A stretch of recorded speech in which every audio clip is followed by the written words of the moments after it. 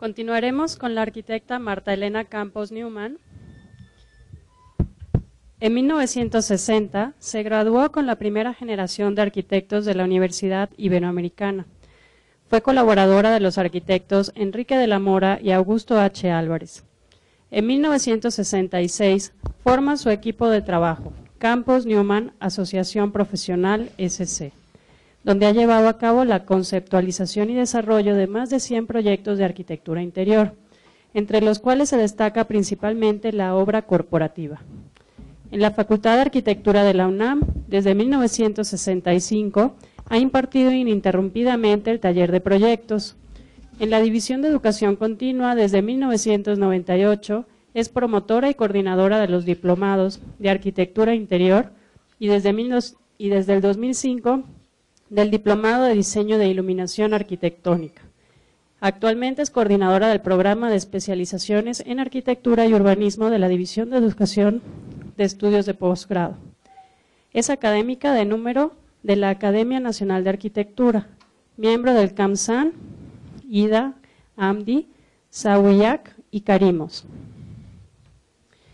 El día de hoy nos estará acompañando con la ponencia Enrique de la Mora y Félix Candela, una fructífera relación profesional. Muchas gracias. Buenas tardes. Sí se oye, ¿verdad? Durante mi tercer año de la carrera de arquitectura, animada por las clases de estructura del doctor Leonardo Sebert y el arquitecto Jorge Molina Montes, tuve la oportunidad de trabajar en el despacho del maestro Enrique de la Mora y Palomar. Gracias a eso pude ver de cerca cómo el conocido arquitecto Enrique de la Mora el Pelón hacía realidad sus conceptos, sobre todo al participar en el desarrollo del proyecto y la supervisión de obra del convento y capilla de las Hermanas de la Caridad, donde pude apreciar por primera vez el proceso arquitectónico al materializar una obra a partir de un concepto dibujado en papel. Valoro haber tenido esas vivencias, así como ser parte de un momento de una arquitectura llena de audacia. Esto afianzó mi vocación. Hoy también valoro estar aquí ante ustedes y expresar mi orgullo por haber conocido y tratado al ingeniero Félix Candela y por haber sido parte del despacho que inscribió un capítulo en nuestra arquitectura moderna. Estoy aquí para hablarles no solo de algunas de las obras que surgieron en este encuentro entre Enrique de la Mora y Félix Candela, que fueron muchas, sino también de mis vivencias al respecto. De obras que tuve el privilegio de ver nacer o conocer de cerca y que constituyen toda una etapa en la arquitectura de nuestro país. Obras significativas de lo que fue y sigue siendo a través de la arquitectura que nos dejaron una simbiosis genial entre la ingeniería de Candela y la arquitectura de la Mora. Al contemplar la arquitectura moderna en México, de la Mora se destaca como uno de los arquitectos que no solo supo aprovechar su momento, sino que con un equipo valioso, entre ellos Candela, se atrevió a ir más allá y convencer a clientes y usuarios que era posible levantar una cubierta escultórica con trazo limpio por decenas de metros, donde albergar los distintos usos que se requerían, siendo por lo flexible las iglesias el programa idóneo. Cuando me integro al equipo del despacho, estaban para mi sorpresa profesionales de trayectoria. López Carmona, por todos ustedes conocido, López Pembert, el Copetes, quien sería coautor de la Basílica de Guadalupe en Madrid, González Pozo, del Edificio de Seguros Monterrey, Alberto Aroesti, del Hospital Escuela en Guadalajara, Carlos Flores Marini, a partir de antier, miembro de honor de ICOMOS UNESCO, Mario Gutiérrez, el Vale, Lilia Rocha la Muñeca, Magos, Antonio Arellano y los señores Flores, Venegas y Cervantes, que se ocupaban de la parte administrativa. Entre otros, éramos 12 en total. La Purísima. El proyecto del Templo Parroquial de la Purísima Concepción en Monterrey sorprende no tanto por su planta en forma de cruz latina, inscrita en los cánones de construcción de las iglesias católicas del Renacimiento, sino por la envolvente parabólica que rompe con el principio de la edificación de ese tiempo, un espacio constituido por muros laterales que conforman la techumbre, una curva elegante que se eleva desde el suelo y se transforma en cubierta, un par de grandes cañones parabólicos que se intersectan en el transepto,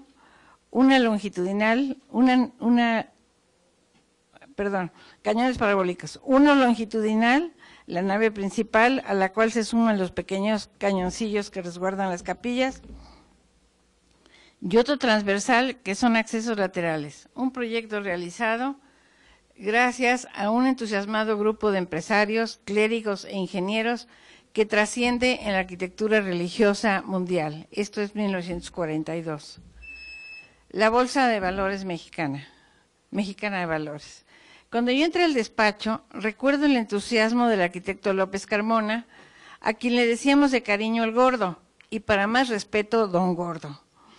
Al contar cómo, siendo estudiante de prepa, había entrado al despacho y le había tocado participar en el dibujo de los lunetos de la Purísima y ser testigo de los avatares con la gente de Monterrey. Cuando de la Mora tuvo en mente levantar la sala de remates de la Bolsa de Valores, no pudo ser más afortunado su encuentro con Félix Candela, pues su talento en la geometría y su visualización estructural complementaron con los talentos de la Mora, lo que hizo posible que las bóvedas, las curvas libres, los grandes claros y los materiales se ajustaran a todos los esfuerzos, constituyéndose en equilibrios y armonías. Una bóveda semejante al transepto de la Purísima, pero con solo 4 centímetros de espesor y escamoteando hacia arriba los arcos de borde y sin traves, ojivas ni torneras, como dice López Carmona. Don Fernando contaba que cuando se desarrollaba el proyecto de la Bolsa de Valores, a los primeros quien llamó Enrique fue unos ingenieros de una que se llamaba Compañía Constructora. Tenían un ingeniero muy destacado como jefe. Estos se llevaron los planos, se tardaron, y como a los 10 días llegó el director de la constructora y dijo: mire usted, me da mucha vergüenza, no sabemos cómo, pero nosotros estamos dispuestos a hacer esto sin cobrarle honorarios. Y cuenta que fue entonces que al comentar con un arquitecto amigo le dijo: yo conozco un guachupín que hace esas cosas, trabajé con él y casi todo Vallejo lo ha construido con paraguas. Así fue que Candela fue al despacho por primera vez, ocasión de la que, según me cuenta López Carmona, le queda un recuerdo algo curioso. Después de que llegó Candela y vio el proyecto, dijo: eso es muy fácil, lo hago yo. Agarró sus cosas y ya se iba. Y el Gordo le dijo: oiga, si eso se hace y usted lo hace, ¿me enseña cómo se hace? Cuenta que Candela se quedó así como, ¿que me está tomando el pelo? Y dijo: bueno, pues si se hace, sí. Y después, un día en la obra, Candela llama al Gordo para explicarle: ese arco es de 3 rótulas. Y a lo que le contestó: ¿y dónde están las rótulas? Candela rápidamente le replica: no, hombre, es una rótula dúctil. Y sin dejar espacio para mayor explicación, el Gordo solo dice: yo no pensaba que se podía hacer eso. También recuerdo que contaba Enrique que cuando se enviaron los planos al Departamento del Distrito Federal, el jefe de licencias o de planos era entonces Juan Segura, que le habló y le dijo: oye, pelón, si tú te comprometes a responsabilizarte del cascarón, te doy el permiso para que lo hagas, porque el proyecto está padre, pero ninguno de los ingenieros de aquí supo cómo entrarle. En los años 50, una propuesta de cubierta de este tipo constituía un reto extremo para la incipiente tecnología de aquellas décadas. Podría hacer dudar al cliente, ya no en el proyecto, en el mejor de los casos, sino ya en plena construcción. Es un caso. A esta obra le siguieron otras, en las que evoluciona el planteamiento de las bóvedas de cañón parabólico, las de carácter religioso. Obras que otorgaban una gran libertad en la concepción espacial y en la propuesta estructural, para culminar entre 56 y 62 con la iglesia de San Antonio de las Huertas, en la que resume todo el proceso por las bóvedas de arista. El Altillo. Contemplar la capilla del Altillo es una experiencia a cada paso distinta. Un romboide cubierto con un solo cascarón paraboloide hiperbólico, de concreto armado, apoyado en solo 2 puntos, que ofrece una visión geométrica en cada perspectiva, un juego de simetría y de asimetría que sorprende por su sencillez y economía de medios, con una nobleza de materiales y un interior que infiltra una luz ámbar a través del grandilocuente vitral de Kitsia Hoffmann. Es increíble descubrir en esta obra tan compacta una diversidad tan vasta de espacios exteriores e interiores. La experiencia que se vive en los espacios de De la Mora habla de una conciencia absoluta del interior. Del altillo que me tocó en construcción, tengo muchos recuerdos que no vienen al caso, pero en especial recuerdo uno relacionado con lo que hoy nos ocupa. A Candela con López Carmona, en el respirador frente al mío, discutiendo sobre cómo evitar el coseo, resolviendo al fin poner un cable de apoyo a apoyo ligándolos. En las iglesias proyectadas por Enrique de la Mora, estará siempre presente la audacia en el diseño de sus cubiertas que se levantan de unos cuantos puntos en la tierra y despliegan unas enormes alas que albergan generosísimos espacios bajo su sombra. Pero el mérito no termina ahí. Quien haya ejercido la profesión de arquitecto sabrá que del trazo en el respirador a la edificación hay una larga e intensa experiencia de vida. De la Mora pareciera que esculpía en el aire, pero al ver con detalle su obra, no puede pasar desapercibido el talento con el que adaptaba la función a una forma orgánica. El cómo unificaba en torno a su idea a sensibilidades con afinidad profesional, en cómo involucraba a su equipo a ingeniarse para satisfacer esos requerimientos y a no salirse de la idea central. La genialidad de las propuestas de la Mora con Candela fue en gran parte el resultado de una capacidad de síntesis sin precedentes. Entre el análisis geométrico, la comprensión del material y la función. Fue la capacidad de realizar una obra arquitectónica, de retomar y transformar los elementos de la época en beneficio de su obra.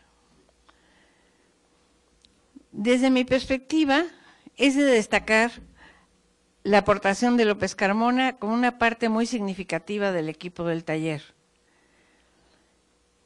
Entre la iglesia de Nuestra Señora de la Soledad, el Altillo, en 55, la de San José Obrero entre 57 y 62, y la capilla de las Hermanas de la Caridad, se puede apreciar una constante evolución arquitectónica de la bóveda de peineta, o paraboloide hiperbólico Haipar. La capilla de las Hermanas de la Caridad de San Vicente de Paul es un ejemplo de lo expuesto anteriormente. Una cubierta continua compuesta de 3 paraboloides hiperbólicos con vidrieras claras para extender el interior al exterior, en este caso ligado a los jardines del convento. En la disposición en planta se advierte un juego armónico con la geometría del triángulo, la generación de 3 naves para recibir a grupos de feligreses de forma independiente. En este proyecto, a diferencia de San José Obrero, donde se remata con 2 grandes traves de borde, la unión de las cubiertas se diluye con una armadura tridimensional que une las cubiertas sobre la cual se dispusieron las piezas para el vitral. La capilla de las Hermanas, como alguna otra de las obras del despacho, fue construida por Cubiertas Sala del Norte, la compañía constructora de los hermanos Candela, que ya han mencionado. A mí me tocó, como he comentado, el desarrollo del proyecto y la supervisión.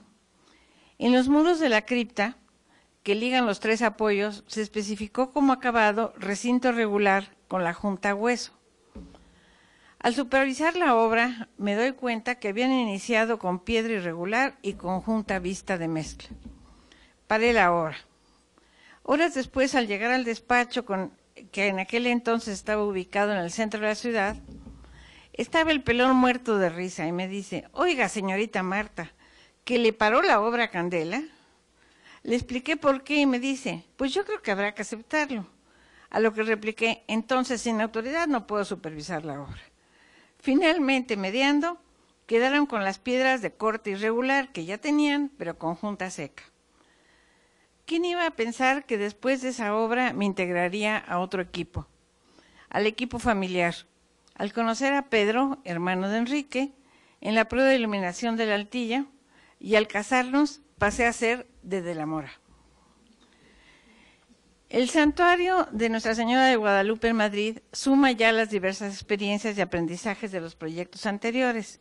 Como les comenté, en esta participó López Pember, que siempre estaba choteando de una cubierta a otra, decía que era Rosita Alvides, los hijos de Rosita Alvides, y el regreso de Rosita Alvides, él hizo los hijos de los Rosita Alvides.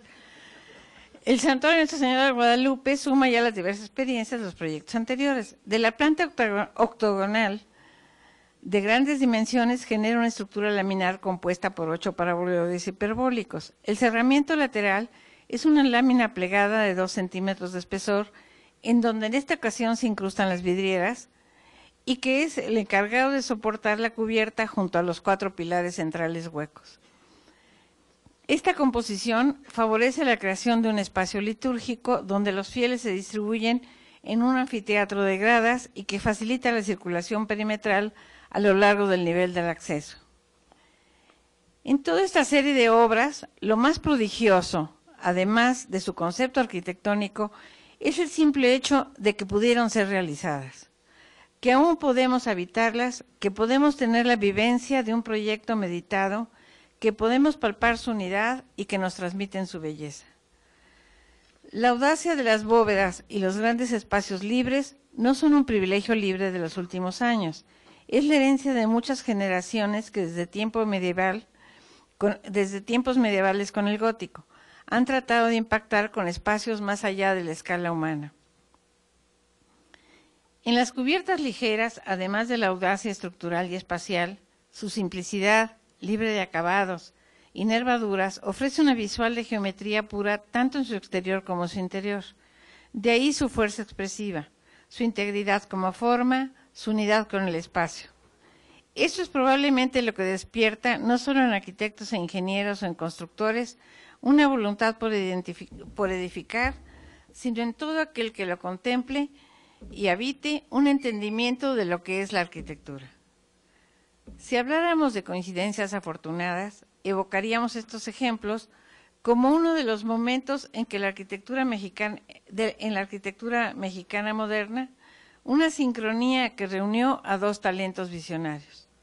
Espacio arquitectónico que es testigo de la alianza entre arte y técnica, entre geometría y estética, en los que se conjugan luz y forma, espacios de arquitectura religiosa, la de la Mora con Candela.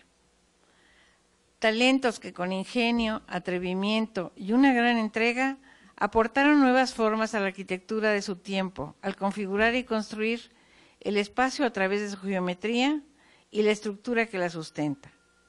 Félix Candela y Enrique de la Mora fueron poseedores de una gran inteligencia, intuición, espíritu y reflexión creativa, motivaciones que cambiaron la percepción de la arquitectura en su época e influyen en la nuestra. Ya contesten, ¿no? Su genialidad fue en gran parte el resultado de un análisis geométrico profundo y una investigación espacial sin precedentes en el mundo de la arquitectura. Sería una especulación meramente formal hablar de una influencia directa. Ambos son únicos de una época en la que se destacaron por conjuntar esfuerzos en soluciones sumamente novedosas y atrevidas. La única influencia que se puede confirmar con seguridad es su valiente audacia. Una entrega a la creación de espacios que generan nuevas propuestas, congruentes a los avances y descubrimientos, a los recursos locales y a las necesidades de su tiempo. Una muy fructífera relación profesional. Muchas gracias. Que esta foto es al terminar la capilla. Aquí ven, todavía no colgaban la medalla, estaban terminando. Las lámparas eran un poquito menos feas que las que están ahora. Y el arquitecto Candela y Enrique estaban ahí comentando. Les pedí que voltearan y esta foto la tomé yo. Y eso es una muestra de su colaboración. Gracias, Dino, gracias.